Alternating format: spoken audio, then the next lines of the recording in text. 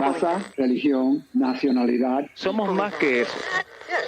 Llegué de un país al otro. Y a este país todos venimos por los sueños.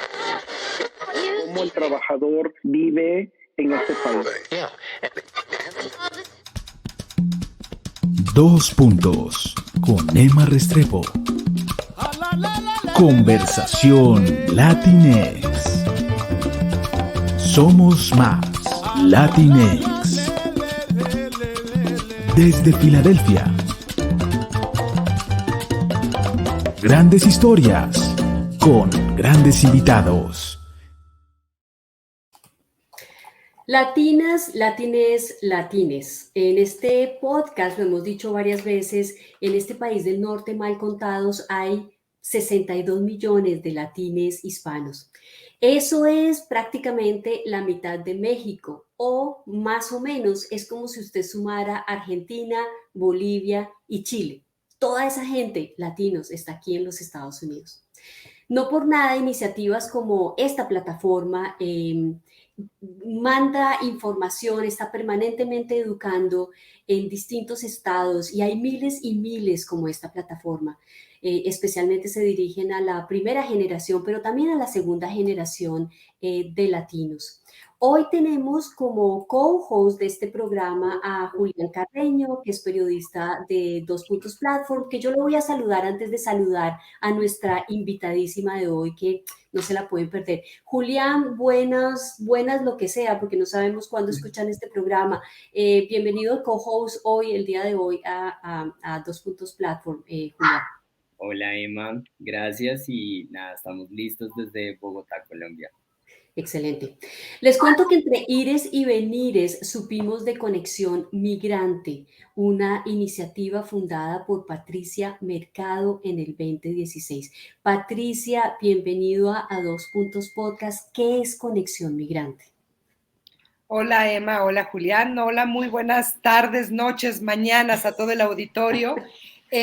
Conexión Migrante es un medio nativo digital que se dedica a informar, a presentar y a ofrecer información de calidad a los migrantes mexicanos y latinos en Estados Unidos, a los migrantes sudamericanos y centroamericanos en sus países, a los migrantes que van cruzando México, y que nuestro interés fundamental es que ellos puedan tener información de calidad para tomar buenas decisiones. Ese sería el concepto básico de Conexión Migrante. O sea, Patricia, para tomar buenas decisiones cuando van migrando, todo este proceso que implica toda la parte legal, la social, la de seguridad. Sí, y fíjate que es obviamente la parte del proceso de migrar, pero también la parte del proceso de llegar a un lugar que no conoces. Digo, en este caso podemos hablar de Estados Unidos, llegas a un lugar que no conoces, donde no hablan tu idioma, donde probablemente no tengas una red de apoyo y donde cosas tan sencillas como obtener una identificación se vuelven complejísimas porque estás pues en un lugar desconocido para ti. Entonces, ahí es donde queremos entrar nosotros y acompañar a las personas y decirles, el proceso no es complicado, te podamos ayudar, pero sobre todo, Emma, te podemos escuchar. Yo creo que la parte más importante que hemos aprendido a desarrollar en Conexión Migrante es la capacidad de escuchar a nuestra audiencia y no solamente de escucharla, sino de tomar acciones después de escucharla. Patricia, tú has hablado antes también que Conexión Migrante funciona casi como un híbrido, en donde más allá de entregar información de calidad y más allá de prestar un periodismo de servicios, también se han vuelto algo así como una asociación civil. ¿Nos podrías contar un poco más de esto? Yo siempre he dicho que Conexión Migrante es un bicho raro, porque somos un medio de comunicación, sí somos un medio de comunicación, pero más o menos a los 6 meses que iniciamos, abrimos un pequeño call center. Y ahí es donde empezó la historia de escuchar. Y en ese call center, que en ese momento eran pues el editor y yo, y entre los dos atendíamos las llamadas, ese pequeño call center se convirtió en el centro de atención al migrante, donde ahora trabajan 3 personas de tiempo completo. para atender a la comunidad. ¿Y qué es lo que hacemos? Pues sentarnos a escuchar. La gente nos busca por teléfono, nos busca por WhatsApp, nos busca por Messenger, muy poco por correo electrónico, pero también nos mandan uno que otro correo electrónico con dudas. Y puede ser la cosa más sencilla, como una identificación, como le hago, o una licencia, o procesos muy complejos como una deportación o una detención por parte de la policía o alguna violación de sus derechos humanos. Entonces, esa parte del Centro de Atención al Migrante está pegada a la redacción porque a partir de las necesidades que tiene la gente, es la producción de contenido que nosotros hacemos y ha resultado ser una fórmula que ha funcionado porque probablemente la comunidad tenía mucha información en general, pero pocas cosas en lo particular que le ayudaran a transitar su día a día. Qué interesante, Patricia. Es decir, que casi que ese call center se vuelve como el newsroom de Conexión Migrante. Sí, yo les digo que me lo imagino como una oreja gigante por donde entra información y luego se juntan la jefa de audiencias del Centro de Atención al Migrante y el de editorial y conversan sobre el contenido que se debe crear luego de haber escuchado las necesidades de la gente. De hecho, desde hace un buen tiempo, desde el 2019, medimos casi todo. Sí. Y un ejercicio que hacemos cotidianamente, todos los lunes nos reunimos y pues sabemos cuáles son los temas más importantes por lo que nos habló las personas la semana anterior. Puede haber sido visas, puede haber sido trabajo, puede haber sido migrantes desaparecidos, puede haber sido tema de asilo, pero eso nos da muchísima claridad para saber cuáles son los temas que le interesan a la comunidad. Claro, claro. Y puede ser que a una parte de la comunidad le interese el tema de asilo, porque todavía no está en Estados Unidos, pero puede ser que a la comunidad de Estados Unidos en este momento, y eso es cierto, les interesa el tema de impuestos, cómo pagar mis impuestos y claro, qué devoluciones voy a tener. Y puede ser que a los que están en México el tema sea diferente. Entonces, nos ha permitido pues primero conocer la riqueza de las necesidades que tiene la gente informativas, pero también nos ha permitido tomarlos de la mano en muchas ocasiones y decirles, a ver, nosotros te ayudamos, nosotros te podemos guiar para que llenes una forma. No es que nosotros hagamos el proceso, pero nos hemos dado cuenta que hay una gran necesidad, no solamente de información, de la comunidad migrante, hay una gran necesidad de ser escuchados y hay una gran necesidad de acompañamiento. Claro. Entonces, pues ahí estamos nosotros, no siempre, pero casi siempre. Claro, de no sentirse solo. Patricia, una pregunta rápida. Esta persona jefe de audiencia, que además me parece lindísimo el cargo, ese cargo debe existir en todos los periódicos, ¿esa persona es un periodista así como el jefe de redacción? ¿El jefe editorial? Ahí es donde la cosa ha cambiado. No, por favor, no, el de jefe de redacción sí es periodista. No, fíjate que también ahí se ha sufrido una transformación súper interesante, sí, porque inicialmente eran periodistas, pero ahora la jefa de audiencias del Centro de Atención al Migrante es una chica internacionalista que tiene una maestría en Derechos Humanos. Y las otras dos personas que están con ella, uno de ellos es psicólogo social y la otra es trabajadora social. ¿Qué significa? Son perfiles de personas que están capacitadas para escuchar. Claro. Y para poder, ahora lo que nosotros les tenemos que enseñar a ellos es cómo bajamos eso que ellos están recogiendo para hacer periodismo. Y para hacer, yo siempre les digo, es un periodismo muy sencillo, pero es un periodismo muy útil para la vida cotidiana de la gente. Creo que Julián tenía una pregunta al respecto. Sí. Patricia, bueno, el gran movimiento de flujo latino en el mundo, pues cada vez está aumentando más, ¿cierto? Y ya habías mencionado parcialmente que los ojos de Conexión Migrante ahorita también ya están sobre Centroamérica, Honduras, Salvador, Ecuador, Guatemala y demás. Y bueno, yo quisiera saber cuál vendría siendo ese gran reto para cumplir con todas estas expectativas informativas, pues porque ya está creciendo mucho más, ya tienen que tener un ojo bien puestecito en México y el otro pues rodeando todo el resto de América Latina. Entonces, ¿Cuál crees que sea ese reto que viene para Conexión Migrante? Pues el reto ya está. Yo quisiera que apenas viniera, pero el reto ya lo tenemos. Fíjate que pues es un gran reto primero saber cuáles son las necesidades que nosotros podemos ayudarle a resolver a las personas. Porque dependiendo de la nacionalidad cambian las historias y las necesidades. Probablemente cuando la gente ya llega a México, por ejemplo, sus necesidades más o menos son las mismas. A ver, ¿cómo puedo conseguir refugio? ¿Cómo puedo solicitar asilo? ¿Cómo puedo conseguir el número fiscal para poder trabajar? ¿Dónde puedo conseguir trabajo?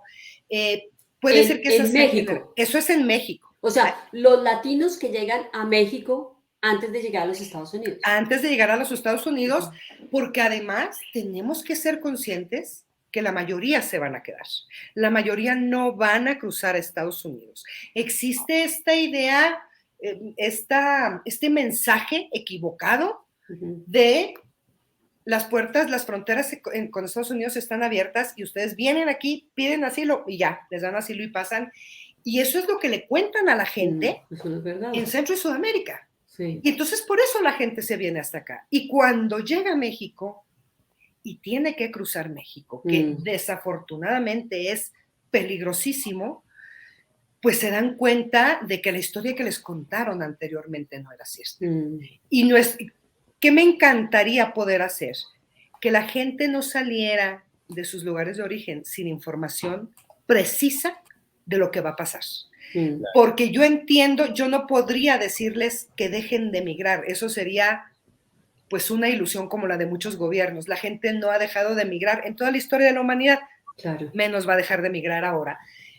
Sino cómo migrar en condiciones más seguras, en condiciones menos dramáticas y menos peligrosas. Yo creo que mi gran desafío sería, ¿cómo le hago para que la gente, si al final de cuentas no hay otra opción más que migrar, cómo hacerlo en una mejor forma y con las certezas de a dónde llegar y qué hacer? Yo siempre he dicho que a los migrantes les falta siempre tiempo para decidir. Les falta información de calidad y les falta tiempo. Siempre los estamos apresurando para que se muevan a donde se van a ir. Y la gente necesita tiempo y necesita información de calidad para poder hacer rutas más seguras.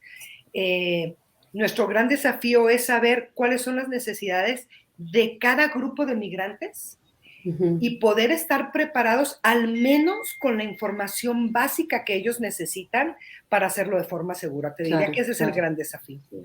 Patricia, claro, lógicamente uno ve en la página de ustedes que hay una excelente relación con los consulados mexicanos, claro, porque de ahí ustedes pues también obtienen mucha información de los que están aquí, que necesitan servicios del consulado mexicano, y me imagino que los que van en tránsito. ¿Cómo se ha creado durante el tiempo esas relaciones? ¿Cómo Patricia de Conexión Migrante ha logrado establecer esos canales con información de primera mano para poder ofrecer esa información a los que consumen esta información?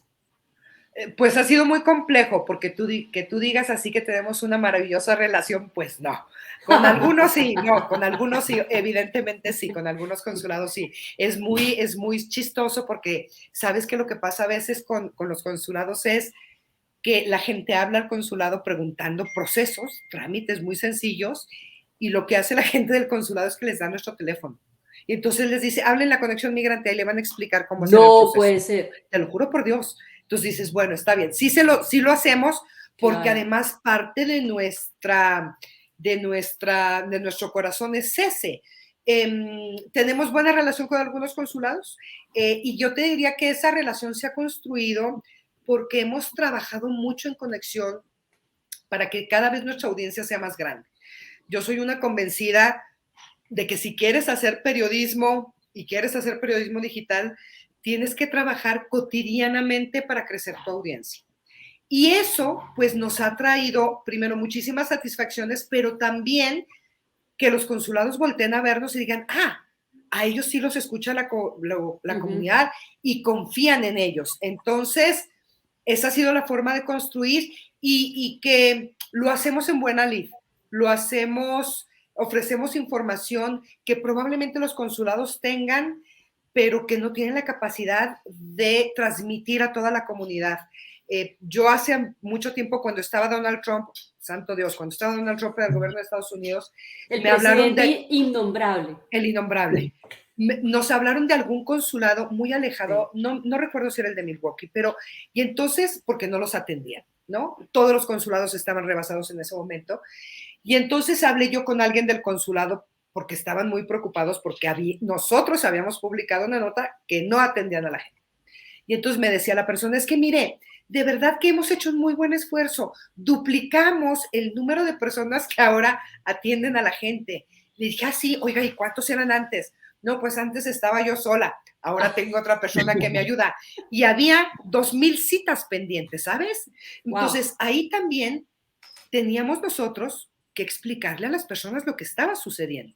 Claro, claro. No era que la gente de los consulados no quisieran atender, simplemente de tener 10 citas, de repente se vieron con 1,000 y pues no había forma de hacerlo. Claro. Y luego el gran desafío vino después también con la pandemia, porque se cerraron los consulados y la gente necesitaba identificaciones para ir a conseguir comida, a conseguir medicina, a conseguir un montón de cosas. Dios mío. Y no había forma de conseguir identificaciones. Entonces, siempre ha sido una relación compleja. Te digo esto un poco en broma y en serio, claro, de que no creas tú que es buena relación, porque a veces sí se enojan con nosotros. Cuando las cosas no empiezan a funcionar, sí, la gente de inmediato nos busca.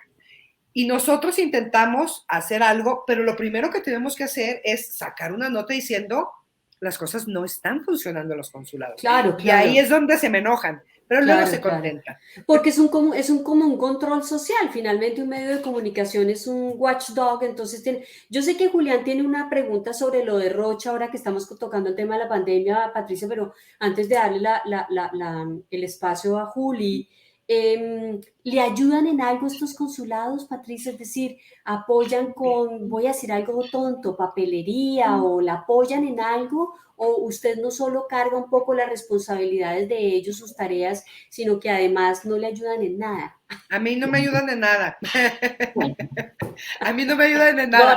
Pero me encantaría que me ayudaran, pero no me ayudan en nada. Tenemos buena relación con algunos cónsules que tienen un nivel de actividad y que son muy buenos en su trabajo. Sí. Pero no, lo hacemos, ¿no?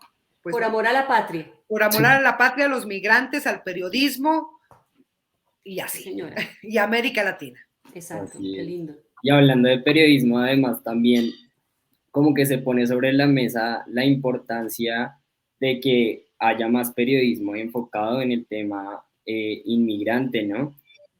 Porque, pues, finalmente muchos de los cientos de canales periodísticos que existen alrededor del tema inmigrante, pues, casi que lo terminan haciendo muy desde la vocación, desde el periodismo humano, de servicio, pero lo hablábamos también ahorita, debería ser casi que una especialización y es obligatoria para el periodismo.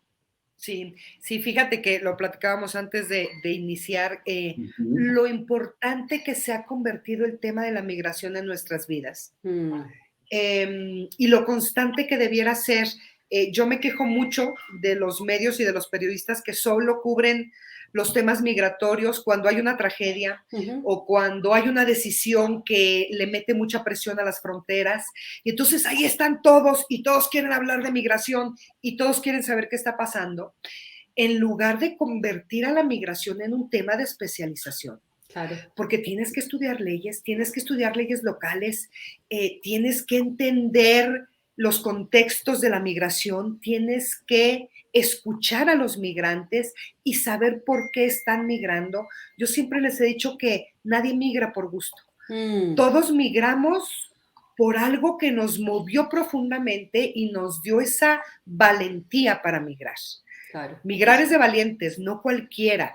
Y en ese sentido, hay muchas cosas que suceden alrededor de la migración. En México, cada mes que se dan a conocer las remesas, aparecen en las portadas de todos los periódicos, claro. Porque los migrantes envían mucho dinero, pero nos quedamos solamente con ese dato de las remesas y no vamos más allá. ¿Qué pasa con esas remesas? ¿Cuántos trabajos tiene la persona que está enviando el dinero hasta México, en qué se están utilizando, qué está pasando con las comunidades que reciben remesas. Entonces, yo sí creo que debiera ser una especialización en el periodismo, pero además una cobertura constante para poder entender los contextos y no asustarnos de la migración. Sí. Yo tengo muchas conversaciones con gente aquí en México que está asustada por la cantidad de migrantes que están llegando.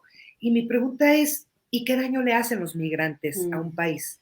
Si nos ponemos a estudiarlo con detalle, la migración siempre, así en mayúsculas y subrayado, siempre ha significado desarrollo económico, social y cultural y mezcla de costumbres y siempre ha traído cosas buenas. Entonces, pero este contexto de cobertura de la migración, cuando solo hay tragedias, hace que en el imaginario de la gente piensen que migrar es una cosa tremendamente mala para las comunidades, cuando es al contrario. Total, total. Pues fíjate que aquí en Estados Unidos, pues este país ha aguantado muchísimas crisis económicas gracias a que hay un ejército de inmigrantes haciendo el trabajo por $6, $7, cuando ellos pagan a 15 o deben pagar a 15 la hora. Patricia, las remesas, porque lo tocaste tangencialmente y sabemos que es otro tema fuertísimo de para el otro lado, ¿no? De lo que viene allá para acá y no de lo que va de allá para acá. ¿Todavía es la remesa incluso hasta más o que el Producto Interno Bruto? La remesa es el ingreso externo número 1 para México. Más allá de la venta de petróleo, más allá del turismo, que siempre habían sido como estos 12 que estuvieran en primer lugar, las remesas tienen, pues desde antes de la pandemia, siendo el número 1 en divisas. Es muy importante para el país. Y es más importante porque no es un flujo gigantesco a una sola cosa. Son depósitos en promedio de $370 por persona. ¿Qué significa? Que ese dinero está sirviendo para sostener a las familias, para necesidades de alimentación, de salud y de educación básicas. Y luego, bueno, también de alguna que otra fiesta de 15 años o boda, por supuesto que también. Pero son ingresos que las familias reciben directo y se utilizan en la vida diaria. Entonces, son muy importantes para el país. Mueven la economía. Mueven la economía. Imagínate si le quitas a México 50,000 millones de dólares al año. ¿Qué hace la economía de este país sin ese dinero? 370 mensuales. 370 en promedio el envío cada vez que la gente envía. Que debe ser por lo menos 2 veces al mes. Si contamos por lo menos 2 meses al mes. Paga 2 veces al mes. Patricia, me haces acordar de Colombia cuando nuestros países hermanos entran en crisis económica y nosotros nunca entrábamos en crisis económica y parece ser que eso tuvo mucho que ver con toda la droga que producíamos. Pues eso era una economía falsa, ¿no? Eso ayudaba a que la economía se sostuviera. De alguna manera, los latinos, pues eso es lo que hacemos en los Estados Unidos, ayudamos a que esta economía se sostenga. Pero yo sé que Julián iba en una pregunta relacionada con la pandemia y con el premio. Me voy a devolver un poquito. Y hablando de pandemia, ustedes ganan Premio Roche 2022 con la investigación Redes Migrantes en la Pandemia en categoría de periodismo digital.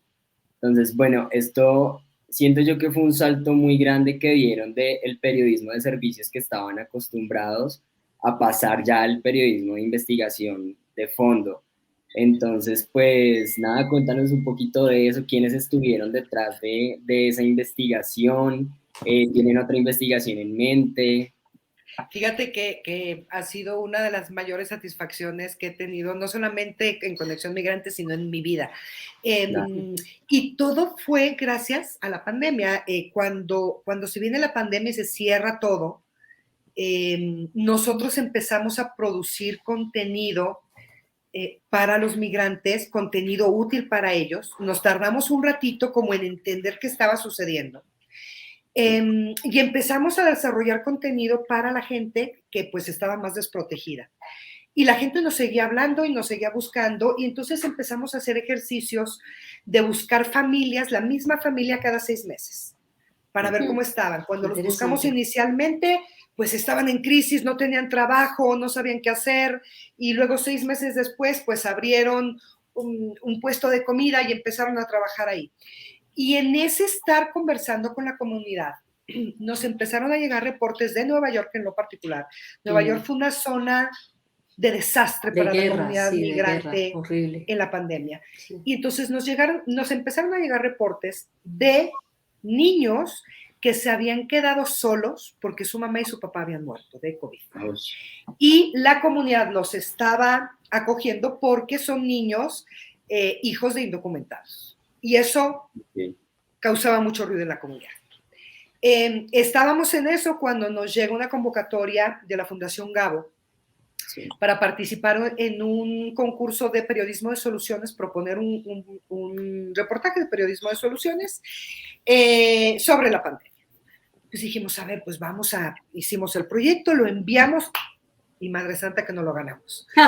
Y ahí empezó el susto. No, y lo que hicimos fue, contratamos a una periodista maravillosa que se llama Nadia Sanders para que nos ayudara a armar el reportaje. Localizamos a una videógrafa maravillosa que se llama Jimena Natera y que coincidentemente Jimena estaba en ese momento en Nueva York. Y entonces, bueno, pues se fue Nadia a Nueva York y la premisa inicial del reportaje, imagínate qué dramático era el asunto. Niños que se quedan solos sin sus papás. Bueno, estábamos fascinados porque iba a ser una cosa, bueno, súper interesante. Pero esta beca de la Fundación Gabo también llevaba un proceso de capacitación. Y ahí entró la figura de Javier Drobeto. Javier Drobeto es un periodista argentino especializado en periodismo de soluciones.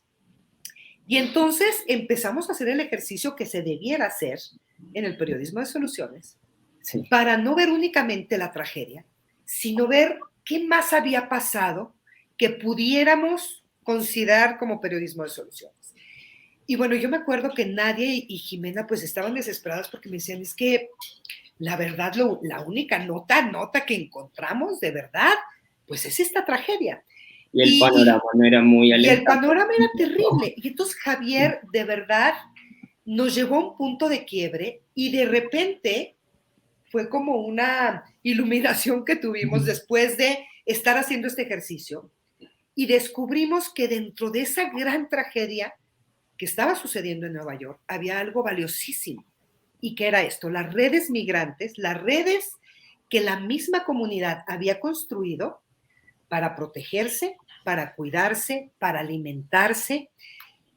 Y a partir de ahí empezamos a construir el reportaje. Entonces, pues Nadia y Jimena, que estuvieron allá, regresaron. Empezamos a ver el material e inicialmente iba a ser un texto y fotografías, pero era tal la cantidad de cosas que traían este par de mujeres y bueno, pues nos volvimos locos y entonces ¿y por qué no hacemos un podcast? Bueno, pues sí, hagamos un podcast, sí nos da. Y un video, no, claro, es que tenemos material para hacer un video, está bien un video. Bueno, y si hacemos 2 videos, sí, uno corto y uno largo, y nos volvimos locas y al final terminó siendo un micrositio donde pusimos videos, fotoreportajes, perfiles, era una cantidad de información brutal, pero quedó algo muy bello porque yo lo que pienso es que se visibilizó el gran trabajo que hizo la comunidad, el gran poder que tienen los latinos en Estados Unidos y lo fundamental que fueron en la pandemia para salvar a un montón de gente, no solamente a gente dentro de su comunidad, sino con todo el trabajo que tuvo la comunidad en ese momento que nunca dejaron de ir a trabajar. Dejaron de ir a trabajar otros, pero ellos no. Claro, claro. Patricia, ¿qué tan grande es el equipo de Conexión Migrante? ¿Y cómo viven? ¿Cómo sobreviven? Somos 10 personas. Estas 3 que les contaba en el Centro de Atención al Migrante, 4 están en redacción. Hay una persona en administración y yo. Entonces, somos un equipo más o menos compacto. Hemos hecho hasta bailables para sobrevivir. No es cierto, no hemos hecho bailables, pero es una buena idea. No, sabes que tenemos muchas fuentes de ingresos. Yo siempre he dicho que nunca hay que poner todos los huevos en la misma canasta. Entonces, tenemos una parte por publicidad programática, tenemos otra parte por contratos de publicidad directa, tenemos otra parte por grants, tenemos una parte pequeñita por donativos de las personas y una parte un poquito más grande de donativos de empresas u organizaciones. Y más o menos esa mezcla hace que salgamos adelante en Conexión Migrante.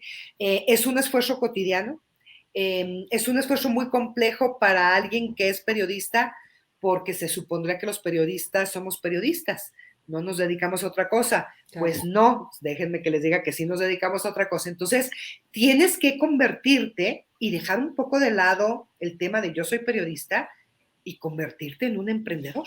Sí. Entonces, yo te diría, en este momento, ¿yo qué soy? En este momento yo soy empresaria y mi objetivo fundamental es sacar adelante Conexión Migrante. Que los artículos y las notas y la audiencia, bueno, está ese equipo trabajando para cuidar pues esa parte valiosísima que es Conexión Migrante, pero que como periodista me he tenido que asumir como la encargada de traer los dineros, y ese es un gran desafío, porque convencer a la gente que invierte en un medio que no hace periodismo sexy, sino que hacemos algo súper útil a la comunidad. Yo alguna vez que le dije a un amigo, pero ¿y tú qué haces? Le dije, es que hacemos notas de cómo sacar una identificación. Y me volvió a ver con cara de ¿Cómo se te ocurre? Digo, es que claro, eso para muchas personas es algo completamente cotidiano. Cotidiano. Pero ¿sabes qué es lo hermoso? Que eso le cambia la vida a la gente. Claro. Eso puede significar que una persona tenga un apoyo o no lo tenga. Claro. Y eso no lo alcanzamos a ver, por lo menos cuando estamos fuera de la historia. Pero tenemos muchos otros planes de hacer periodismo de investigación. Nos quedamos muy voladas con esta historia de redes migrantes. Claro. Y este año traemos, pues, al menos 3 proyectos. Yo espero poder sacar los 3, y si no, al menos 2 bien interesantes y bien lindos sobre migración. Chévere, Patricia, chévere. Bueno, hablando de personas, Juli. Así es, hacemos una pausa para agradecer a quienes están conectados en nuestro Facebook Live en este momento, a la familia Zabalán Delaware, a Pavel Uranga desde Massachusetts, a Reina Navarro y Olga Rentería en Filadelfia, y les recordamos que pueden escuchar la repetición de este episodio el próximo viernes 24 de febrero a las 9 a.m. en WPPM 106.5 FM, horario de la costa este. Y ya volviendo a algo que mencionabas ahorita, en donde digamos que en este punto eres empresaria, pero ¿quién era Patricia Mercado antes del 2016, antes de Conexión Migrante? Ay, antes del 2016, pues tengo muchos años como periodista. Inicié en el periodismo económico y financiero, en el periódico El Economista, que existe todavía aquí en México. Y ahí trabajé 15 años, los últimos 8 como directora editorial, y luego tuve el maravilloso privilegio de irme a Stanford a estudiar un año en la John Knight Fellowship, y ahí nació Conexión Migrante, en esa beca porque tenía yo un maestro maravilloso de estudios latinoamericanos que se llamaba, no me voy a acordar, pero ahorita me voy a acordar cómo se llamaba, pero tenía un maestro maravilloso que yo tomé todas las clases, todo el año que estuve con él, estaba yo fascinada, y luego me metí a clases de non-fiction writing, y ahí me comprometí con el maestro a escribir en inglés, lo cual, bueno, fue una pesadilla para mí, pero lo logré, y lo que hice fue buscar a personas que trabajaban en la universidad y que eran mexicanos o latinos y que tenían historias que contar. Y cuando yo empecé a conversar con ellos, en esa época, hace un montón, fíjense, todavía no existía ni Facebook, imagínense ustedes.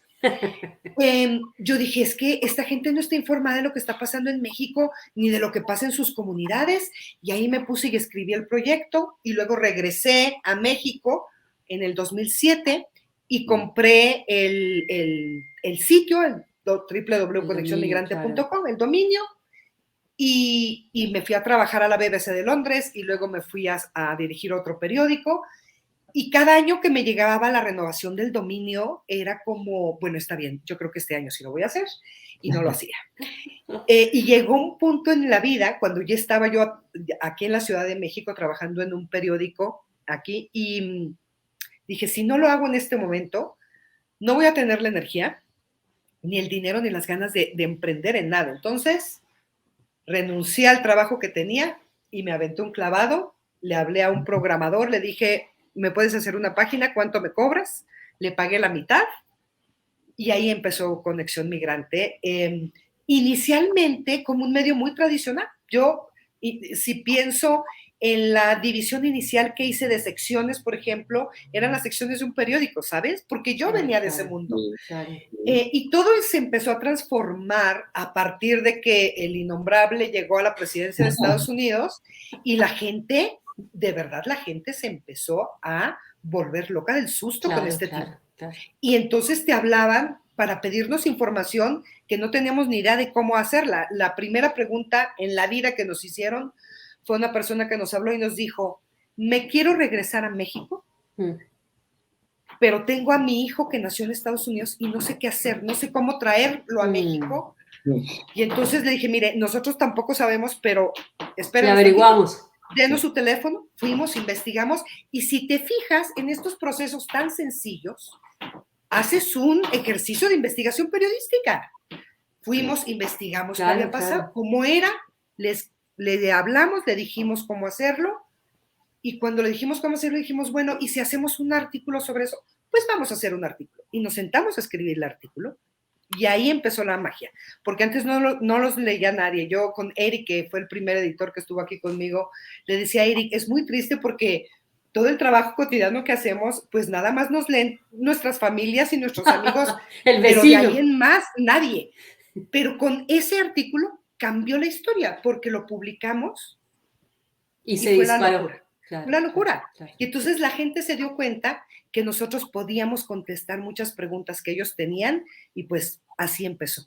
Qué lindo, Patricia. Sobre todo es muy bonito ver cómo cosas que son negativas, porque, bueno, yo pienso que el innombrable pues fue definitivamente negativo para los latinos, aunque hay latinos que votarían por él, yo no entiendo esa lógica, pero esas dos cosas negativas de este caballero y de la pandemia pues nos enseñó mucho y nos dio la oportunidad de hacer cosas muy buenas. Bueno, Patricia, yo voy despidiéndote con una pregunta y es, ¿qué piensa la Patricia de Conexión Migrante del tema de migración? ¿Cómo resolver ese problema, Patricia? ¿Cómo mirar hacia el futuro? ¿Cómo mirar este tema en 5, 10 años, 20? Quizás cuando ya ni tú ni yo estemos. ¿Cómo mirarlo?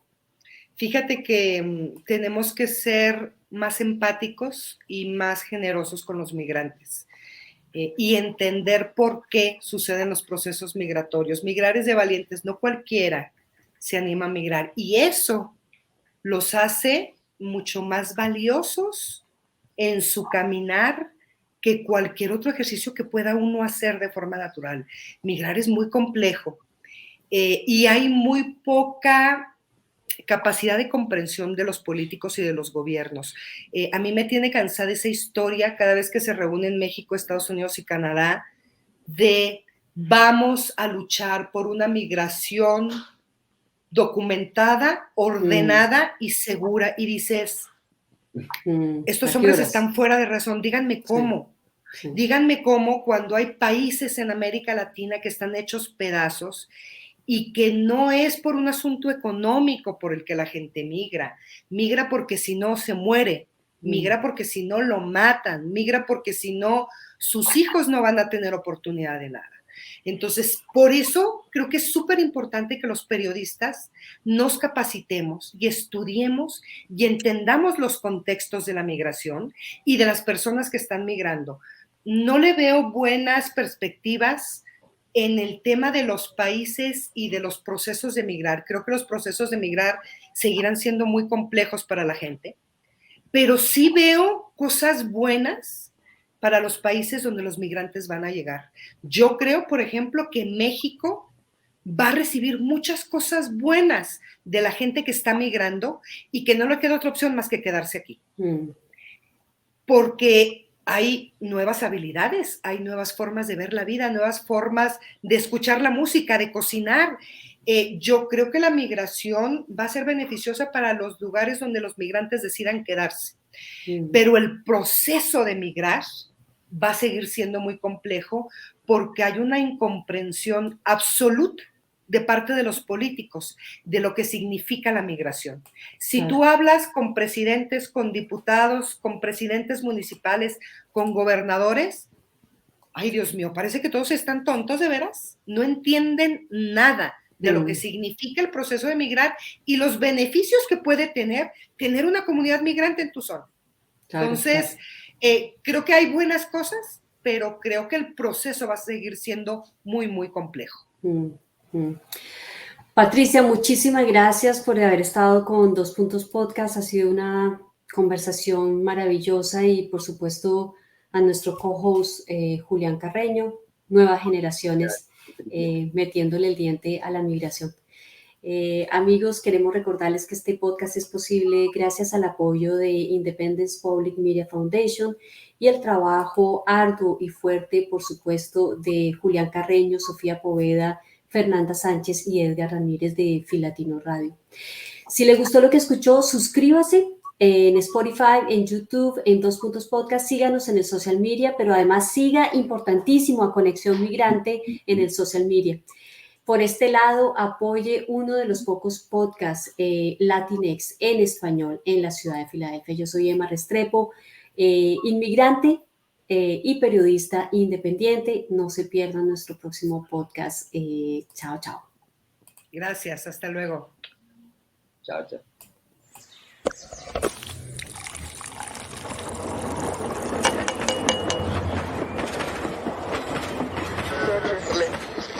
Raza, religión, nacionalidad. Somos más que eso. Llegué de un país al otro. Y a este país todos venimos por los sueños. Cómo el trabajador vive en este país.